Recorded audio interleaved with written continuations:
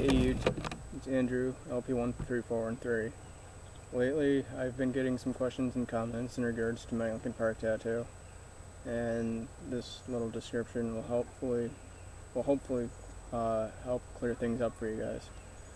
It is currently the first of two that I've had done. The other one being the Yankee one on my arm right there. I got that a few weeks ago. And of course the Linkin Park tattoo, which is on my back. You can also find a picture of it on linkinpark.com. As you can see, there is a lot that went into it, and I'll break it down for you right now. One thing I wanted to do when I originally started planning a design was incorporate imagery from each of their studio albums so far. On the left hand side, the four symbols there are all images taken from Hybrid Theory. The guy in the middle is one of many images from Meteora artwork, and there's like thousands and thousands, not thousands, but lots of imagery on that album, and there's a reason behind why I picked that instead of all the other images there, and I'll get to that in a minute. And up in the upper right hand corner is Minutes to Midnight LP logo, and that makes up the 4,000 Suns images as well.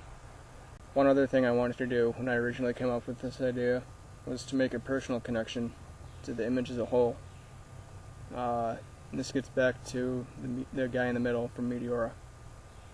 I picked this guy because he best represents who I am and who I've always kind of been. He's known as the Sad Man. He can also be seen on the cover images for both Numb singles and throughout the entire Meteora booklet with the lyrics as well. Like I said, he best represents who I've always been. Like, he kind of looks like he's sad and like walking alone, and that's kind of who I've been throughout like my entire childhood, middle school, whatever.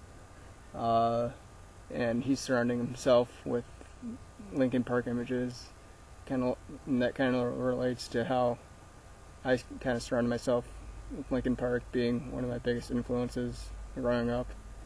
One of the bands that's always been there for me. And it sits on top of the Linkin Park logo on the bottom. And the reason I picked that instead of going with Minutes to Midnight Linkin Park logo was because I'm a collector. I collect all kinds of Linkin Park audio, bootlegs, whatever. And that image represents my favorite Linkin Park live year, which is like 2003, 04 into 06. I hope I did my best to answer all or any of the questions that you had. I love seeing feedback, so if you want to, you can leave a video response showing off your own ink, or just leave a comment down below, and I'll be sure to be checking it out later. And with that,